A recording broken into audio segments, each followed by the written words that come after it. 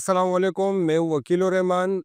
Israel की जानिब से एक बार फिर फ़लस्तीन में बमबारी शुरू कर दी गई है और 42 रोज़ा जंगबंदी के बाद एक बार फिर जारहियत की जा रही है और उसी तरीके से वहाँ फ़लस्तीनियों को निशाना बनाया जा रहा है। एक तरफ ये सूरत हाल है, दूसरी तरफ जो है वो ख़बरें ये गर्दिश कर रही है कि इसराइल को कुछ इस्लामी ममालिक वो तस्लीम करने जा रहे हैं। कुछ इस्लामी ममालिक ने तिजारती ताल्लुकात दोबारा बहाल कर दिए, कुछ जो है वो अपने ताल्लुकात सफारती वो इस्तवार करने जा रहे हैं। तो यहाँ जहाँ एक तरफ अमेरिका, यूरोप में इसराइल के ख़िलाफ़ मुज़ाहरे किए जा रहे हैं, जहाँ एहतजाज किया जा रहा है, दूसरी तरफ इस्लामी ममालिक जो है, एक तो उनकी तरफ से उस तरह का रद्द-ए-अमल नहीं दिया जा रहा और उल्टा बल्कि उसके बरक्स सूरत हाल ये है कि अब कुछ ममालिक जो है वो बाकायदा वो इसराइल को तस्लीम करने जा रहे हैं। वो ये इसकी क्या हकीकत है, वो कौन से ममालिक है जो इसराइल को इन हालात में भी, जब इसराइल फ़लस्तीनियों के हाथों से उनकी जो खून से अपने हाथ रंग रहे हैं, ऐसी सूरत हाल में वो कौन से ममालिक है, कौन से इस्लामी ममालिक है जो उनको तस्लीम करने जा रहे हैं। इस हवाले से जानने के लिए हमारे साथ मौजूद है अली हिलाल साहब। अली हिलाल सीनियर सहाफ़ी है और मशरिक़ वुस्ता पर जो है इनकी गहरी नज़र है। अली हिलाल साहब, ये इसकी कुछ तफसील बताइए, ये जो ख़बर गर्दिश कर रही है इसमें क्या हकीकत है और वो कौन से ममालिक है जो इस सूरत हाल में भी इसराइल के साथ ताल्लुकात इस्तवार कर सकते हैं। जी, वकील रहमान साहब बहुत शुक्रिया। आपका सवाल बड़ा अहम सवाल है कि इसराइल के साथ कौन-कौन से इस्लामी ममालिक जो है इस सूरत हाल में ताल्लुकात कायम करने जा रहे हैं। ये एक बहुत अहम सवाल है। इस वक़्त जब 7 अक्टूबर 2023 से इसराइल ने जो जारहियत की है गज़ा में, जहाँ पर 1 लाख से ज़ायद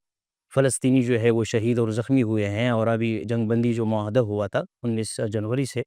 उसको इसराइल ने 42 रोज़ के बाद अभी 18 मार्च को दोबारा उसकी खिलाफ वर्ज़ी करते हुए दोबारा जारहियत का आगाज़ किया है। ज़ाहिर-सी बात है कि इस्लामिक दुनिया तो मगरिबी दुनिया को अगर हम देखें तो अमरीकी ममालिक में, अमरीकी यूनिवर्सिटियों में भी इसराइल के ख़िलाफ़ जो है इस जारहियत के ख़िलाफ़ बाकायदा मुज़ाहरे होते रहे हैं। लेकिन दूसरी तरफ हम जब इस्लामी दुनिया को देख रहे हैं या अवामी सतह पर, तो इसराइल का बायकॉट भी देखा गया, इसराइल के ख़िलाफ़ मुज़ाहरे भी देखे गए, और गज़ा के लिए और वहाँ के जो फ़लस्तीनी अवाम है, जो मज़लूम है, उनके लिए चंदे, उनके साथ इज़हार हमदर्दी के हर तरीक़े से इज़हार किया गया। लेकिन ये अगर हम देखें तो ये सिर्फ़ और सिर्फ़ इस्लामी ममालिक के अवाम तक महदूद है और अवामी सतह पर है, या इस्लामिक तंज़ीमें इसके पुष्ट पे गड़ी है। इसमें तकरीबन इस्लामिक जो हुकूमतें हैं वो शामिल नहीं हैं। और अभी तो इसराइली मीडिया ख़ुद, इब्रानी मीडिया बाकायदा बारहा ये ज़िक्र कर रहा है, बल्कि अरब स्ट्रीम मीडिया, अभी गुज़श्ता 3 दिन पहले की रिपोर्ट है अरबी पोस्ट की, उसने तकरीबन 17 से ज़ायद कंट्रीज़ इस्लामिक जो है उनके नाम बाकायदा गिने हैं कि ये इसराइल के साथ ताल्लुकात बनाने जा रहे हैं। जिनमें सबसे नुमाया मुल्क उन्होंने जो कहा है वो इंडोनेशिया है, जो इस्लामिक दुनिया के इस मुसलमानों के तादाद के लिहाज से सबसे बड़ा मुल्क है और उसका एक बड़ा हजम है एशिया में। लेकिन अब इस इंडोनेशिया क्या है, इंडोनेशिया का जो माशरा है, सोसाइटी, अगर उसको हम देखें तो एक इस्लामिक सोसाइटी है। लेकिन आप देखें कि उसने, अरबिक पोस्ट ने ये लिखा है, इसराइल के वज़ीर ख़ारिजा जो है, फ़ॉरेन मिनिस्टर, उसने ये कहा है, बल्कि वहाँ की अपोज़िशन लीडर जो इस वक़्त वहाँ नेतन्याहू के खिलाफ जो मुज़ाहरे हैं इसको लीड कर रहा है, याइर लबीद ने भी ये कहा है कि दीगर ममालिक का की क्या अहमियत है, वो अपनी जगह पर है। लेकिन मेरे लिए सबसे अहम बात ये है, इसराइल के लिए सबसे अहम बात ये है कि इंडोनेशिया जैसा मुल्क जो है वो इसराइल को तस्लीम करने जा रहा है। अच्छा। अच्छा, इसराइल के साथ इंडोनेशिया के ताल्लुकात तो 2015-16 से थे। इनके बीच में कुछ वज़रा की जो है वो मुलाकातें भी हुई है मुख्तलिफ़ किस्म के बैनुल-अक़वामी कॉन्फ्रेंसेस वग़ैरह में और मुख्तलिफ़ फ़ोरम्स पर। लेकिन अभी बाकायदा इनकी दरामदाद और बरामदाद भी जारी है। अरब जरीदे ने और उसके अबरानी मीडिया मीडिया ने ख़ुद भी यही कहा है कि इस वक़्त इसराइल और इंडोनेशिया के जो दरामदाद और बरामदाद है ये $77 मिलियन है। अच्छा। और जो इंडोनेशिया इसराइल को प्रोवाइड कर रहा है तो उसमें खुर्दनी तेल है, उसमें फर्नीचर है, उसमें इसी तरह जो है कपड़े हैं। तो ये चीज़ें, ये तकरीबन $92 मिलियन ये इसका हजम है। अब आप खुद सोचिए कि एक मुल्क के इतनी ज़्यादा उनके दरामदाद बरामदाद और तिजारती मुआहदे हो रहे हैं, और ये ऐसा नहीं है कि खुफिया तिजारत है, बल्कि बाकायदा इनके मुआहदे हो चुके हैं। तो इससे ये बात कोई मख्फ़ी नहीं है कि ये दोनों ताल्लुकात बनाने जा रहे हैं। ठीक है, इस इंडोनेशिया में अवामी सतह पर इसराइल के साथ ताल्लुकात की मुखालफत हो रही है, लेकिन इस इंडोनेशिया के अंदर एक बड़ी यहूदी कम्युनिटी है, جیوش کمیونٹی ہے، اور جو اسرائیل اور انڈونیشیا کے درمیان تعلقات قائم کرنے میں بہت اہم رول پلے کر رہی ہے۔ انہوں نے ابھی حال ہی میں IPPC کے نام سے ایک سوسائٹی قائم کی ہے، جس کی تقریباً 440 ممبرس ہے انڈونیشیا انڈونیشیا کے علاوہ اور بس۔ کون سے ممالک ہیں جو تسلیم کر سکتے ہیں؟ انڈونیشیا کے علاوہ اگر ہم دیکھیں تو مالدیپ ہے ایشیا میں۔ مالدیپ میں بھی جو اسرائیل کی گزشتہ وہ تھے پرائم منسٹر تھے نفتالی بنین، تو ان کی وائف باقاعدہ یہاں کر گرمیوں کی چھٹیاں گزار چکی ہے۔ مالدیپ ایک اہم اسلامی ملک ہے، اور اس مالدیپ میں ابھی عربی اور عبرانی میڈیا یہی کہہ رہا ہے کہ مالدیپ بھی جا رہا ہے۔ مالدیپ کے علاوہ ملیشیا کے ساتھ بھی اسرائیل کے تعلقات ہو رہے ہیں، اگرچہ بیسیکلی ملیشیا اس وقت جو فلسطین کی مزاحمتی تنظیمیں ہیں ان کے لیے ہمدردی رکھتا ہے، اور بلکہ کافی سارے ان کے حماس وغیرہ یا دیگر جو ان کے مزاحمتی تنظیمیں ہیں ان کے کافی ذمہ دار وہاں ملیشیا میں ہے پناہ گزین کے طور پر، لیکن در پردہ ان کے بھی تجارتی تعلقات ہے۔ جیسے بیچ میں انور ابراہیم جو ملیشیا کے وزیر اعظم تھے، ان کا CNN کے انٹرویو میں باقاعدہ انہوں نے یہی کہا تھا کہ اسرائیل کو اپنے ڈیفنس کا حق حاصل ہے۔ تو اس سے یہی ہونے جا رہا ہے کہ ملیشیا جو ہے وہ بھی اپنا رویہ نرم کر رہا ہے۔ اس کے علاوہ اگر ہم افریقہ کی طرف دیکھیں تو افریقہ میں موریتانیا جیسے ملک جو المغرب العربی جس کو کہتے ہیں، جو 5 بڑے اسلامک اور عربک کنٹریز ہے، جس میں لیبیا ہے، لیبیا تعلقات بنانے جا رہا ہے۔ لیبیا کی ابھی جو وزیر خارجہ تھی سابق خاتون تھی، اس کی باقاعدہ اسرائیلی وزیر خارجہ کے ساتھ اٹلی میں ملاقات بھی ہوئی تھی، اور وہ پھر میڈیا پر بات آ گئی تھی۔ اس کے بعد سے جو رپورٹیں بھی آئی ہے تو لیبیا بھی تقریباً جا رہا ہے۔ اسی طرح سوڈان تو اسرائیل کو تسلیم کر چکا ہے۔ سوڈان کے بعد موریتانیا ہے، موریتانیا کی اس وقت بات ہو رہی ہے۔ اگر ہم دیکھیں اسلامی دنیا میں رقبے کے لحاظ سے سب سے بڑا ملک الجزائر، ماضی میں اس کی ایک تاریخ رہی ہے اسرائیل کے خلاف اور فلسطینی مزاحمت یا فلسطینی آزادی کے اس میں، لیکن ابھی اس جو الجزائر ہے، الجزائر بھی اپنا جو اس کا پڑوسی ہے مراکش، موروکو جس کو کہتے ہیں، موروکو نے 2020 میں جب اسرائیل کو تسلیم کیا تو اس کے بعد جو وہاں حالات بن گئے، اس میں ابھی الجزائر کے لیے بھی یہی آپشن رہ گیا ہے کہ وہ اسرائیل کو تسلیم کرے، تاکہ ان کے اندر جو وہاں پر جو قبائلی فسادات بننے جا رہے ہیں یا جو ان کو جو تھریٹس ہے، ان تھریٹس سے خود کو بچانے کے لیے، اپنے امن و امان کو مستحکم رکھنے کے لیے الجزائر بھی یہی کہہ رہا ہے، اور در پردہ وہاں یہ بات ہو رہی ہے اور میڈیا میں بھی باتیں آ رہی ہے کہ الجزائر کے پاس اب کوئی دوسرا راستہ نہیں ہے کہ وہ اسرائیل کو تسلیم کرے۔ اور ہمیں کیسے معلوم ہے؟ اس طرح کہ الجزائر کے وہ پرانے بیانات، وہ پرانا لہجہ، وہ ایک تنتانہ جو تھا وہ اب نہیں رہا۔ اچھا، اتنے لمبے غزوار میں الجزائر کا کوئی رول سامنے نہیں آیا، بلکہ ابھی جو قاہرہ میں عرب لیگ کانفرنس تھی، اس میں الجزائری صدر نے شرکت بھی نہیں کی۔ تو اس سے یہی لگتا ہے کہ اسرائیل الجزائر جیسا ملک جو ہے وہ بھی اسرائیل کے لیے ابھی ہمدردی رکھتا ہے۔ موریتانیا ہے، سلطنت عمان بھی ہے، ماضی میں بھی اس کے تعلقات رہے ہیں۔ جزر القمر ہے، عرب لیگ کا یہ رکن ہے۔ اچھا، صومالیہ ہے، یہ بھی عرب لیگ کا رکن ہے۔ صومالیہ کے ساتھ تو ابھی صومالیہ کا جو ایک خود مختار صوبہ ہے، صومال لینڈ جس کو کہا جاتا ہے، ارض الصومال کہتے ہیں عربی میں، تو اس کے بھی باقاعدہ انہوں نے 2 ہفتے پہلے باقاعدہ اسرائیل کو آفر کی ہے کہ ہم اس شرط پر غزہ کے جو باشندے ہیں ان کو پناہ دے سکتے ہیں کہ اگر ہمیں آزاد ملک کے طور پر تسلیم کیا جائے۔ تو صومالیہ جیسا ملک جس کو جو القرن الافریقی میں واقع ہے، جو انتہائی اہم اسٹریٹجک مقام پر ہے، وہ اگر اسرائیل کو تسلیم کرنے کے لیے نرمی کا اظہار کر رہا ہے، تو اس کا سب سے بڑا مسئلہ یہ ہوتا ہے کہ اس صومالیہ کو اگر ہم دیکھتے ہیں تو صومالیہ باب المندب پہ ہے، اور اس کے بالکل سامنے یمن ہے۔ اس وقت جو یمن کے حوثی وہاں جو جنہوں نے ریڈ سی کو بند کیا ہوا ہے، اور اسرائیلی جہازوں کے لیے، اور تو اگر دیکھا جائے تو یہ انتہائی زیادہ اہم اسٹریٹجک مقام ہے، بہت اہم۔ سعودی عرب کا آپ کو کیا لگ رہا ہے؟ سعودی عرب کر سکتے ہیں سعودی عرب بھی تسلیم کر سکتا ہے۔ ابھی اگر ڈونلڈ ٹرمپ کا ایلچی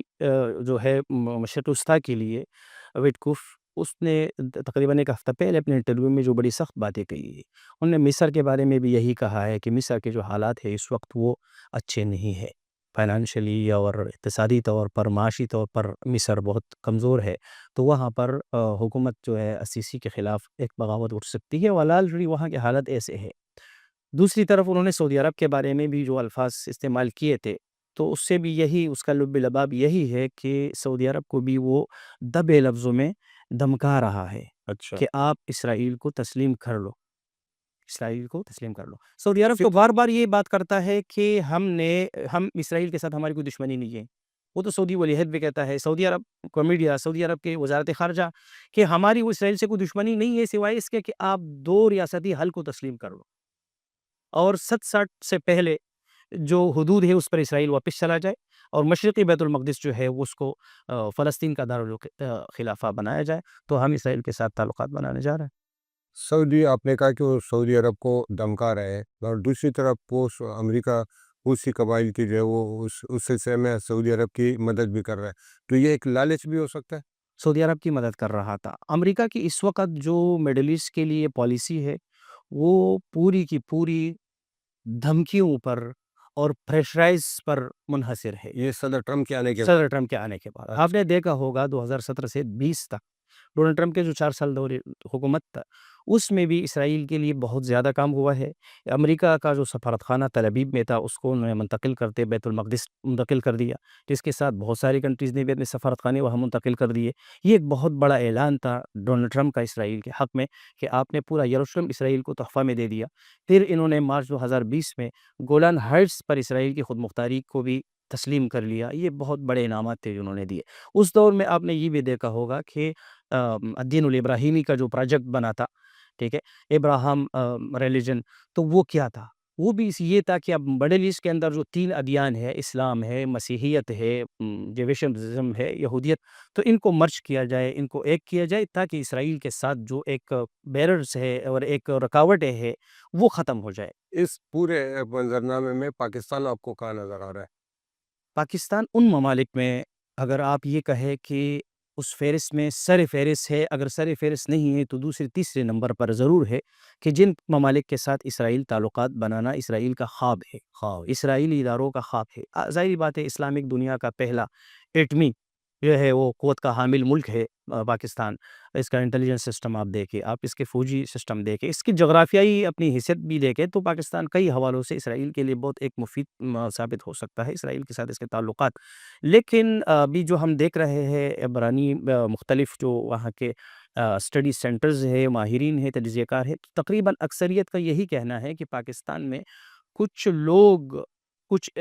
افراد، کچھ شخصیات، کچھ تنظیمیں، کچھ لابیہ، وہ تو اسرائیل کے ساتھ تعلقات بنانے کے حامی ہیں، اس کے لیے لابنگ کر رہے ہیں، لیکن حکومت کے لیے، گورنمنٹ کے لیے یہ بظاہر آسان نہیں لگ رہا۔ اس کی وجہ یہ ہے کہ پاکستان کا ماضی میں بھی اور حال ہی میں بھی فلسطین کاز کے لیے پاکستان کے اچھے تعلقات رہے ہیں، پاکستان کی قربانی رہی ہے، پاکستان پہ غرور رہا ہے، تو اس وجہ سے پاکستان کے بارے میں ان کا یہی کہنا ہے۔ ابھی حال میں پاکستان کا جو ایک صحافی وفد کیا، یہ فرسٹ ٹائم تو نہیں کیا، اسے گزشتہ سال بھی کیا تھا، اگر آپ دیکھیں گزشتہ سال، بلکہ وار کے دوران بھی پاکستان کے ایک صحافی جو امریکہ میں ہیں، وہ بھی اسرائیل کا وزٹ کر چکے تھے، اور بڑا اچھا ان کے